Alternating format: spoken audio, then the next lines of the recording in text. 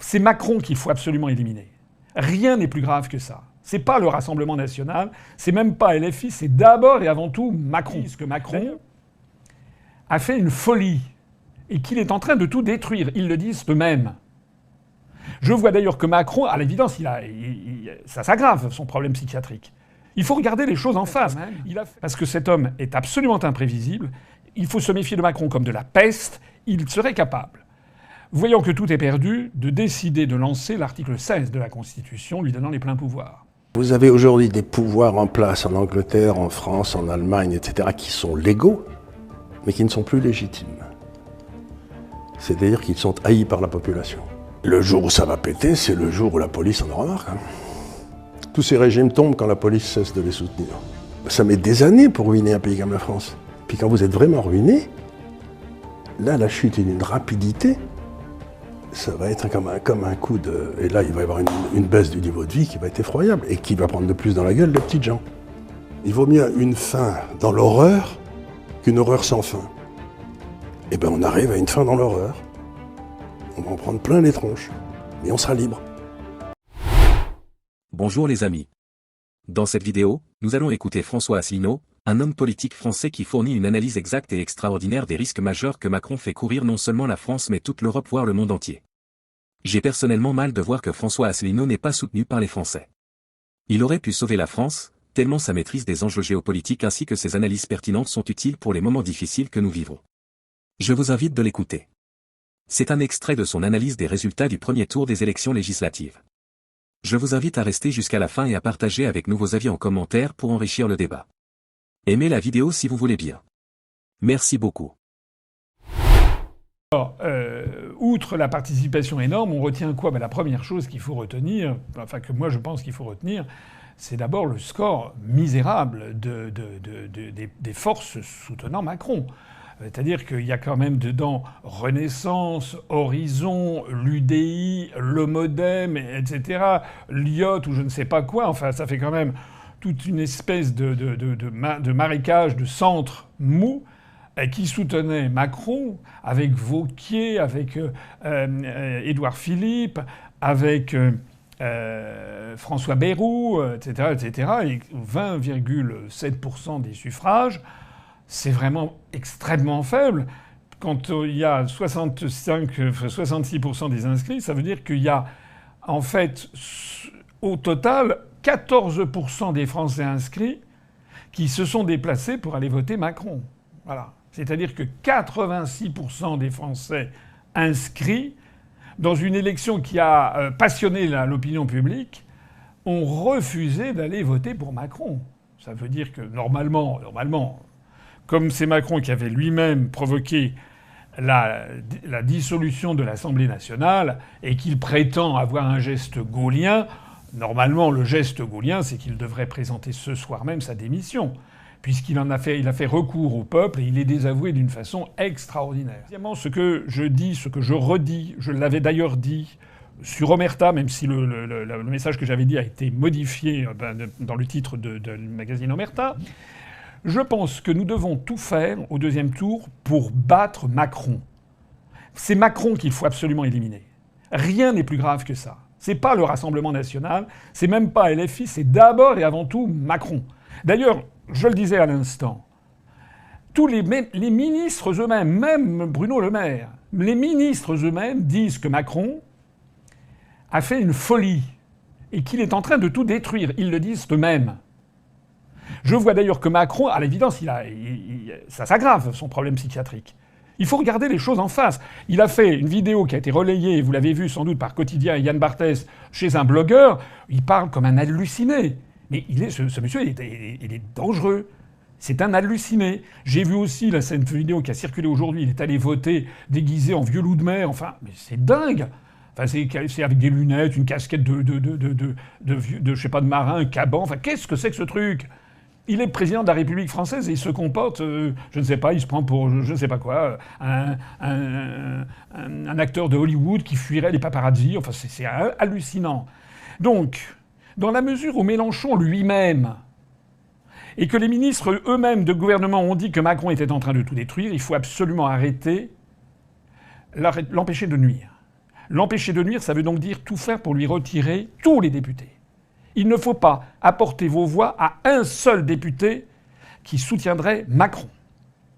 Parce que sinon, ce qui risque d'arriver, et quand je vois que Mélenchon commence à dire qu'il va retirer ses députés, enfin ses candidats dans le cadre d'une triangulaire pour favoriser Macron, je me dis, Mélenchon est en train de refaire aux Français le coup de 2017 et de 2022.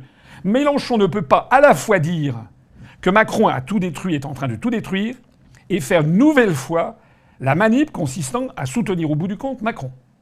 Je vois aussi qu'il y a une manip qui était dans les tuyaux, mais qui semble-t-il un petit peu est en train d'avorter, qui était la manip consistant à faire une espèce de grand bloc du centre, qui serait allé de Xavier Bertrand jusqu'à Raphaël Glucksmann, avec François Hollande, en passant par Édouard Philippe, en passant par Wauquiez, en passant par tous ces gens qui veulent aller à la gamelle. Ce qu'ils ont appelé le bloc anti-extrême a pris du plomb dans l'aile. Parce que là, ça pouvait peut-être encore se concevoir si le RN était à 28%. À 33,5%, ça n'est plus possible. Ça pouvait se concevoir si les macronistes faisaient 25%. À 20%, ça n'est plus guère possible non plus. Surtout si des poids lourds comme François Hollande ne franchissent pas l'élection de la législature, ne sont pas élus députés. Bon. Donc, ça veut dire que, pour ce qui me concerne, et je pense que c'est l'opinion, d'ailleurs, j'ai consulté plusieurs personnes de notre bureau politique, on en avait déjà parlé auparavant, nous devons tout faire pour, au deuxième tour, empêcher Macron d'avoir des députés. Tout sauf Macron. Voilà. Alors, maintenant, c'est à vous, en fonction des données locales, en fonction de votre âme et conscience, de suivre ou non ce mot d'ordre. Mais moi, je m'y tiendrai strictement. Moi, je voterai pour le candidat qui fera chuter le candidat Macron, si j'en avais la possibilité. Voilà. N'oubliez pas quelque chose d'ailleurs.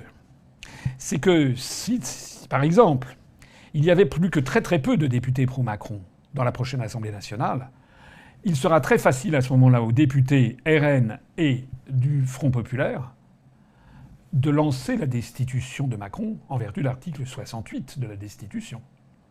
Puisque ce qui est très difficile à opérer, c'est d'avoir les 3/5 de l'Assemblée nationale pour destituer un président, mais là, ils l'auront.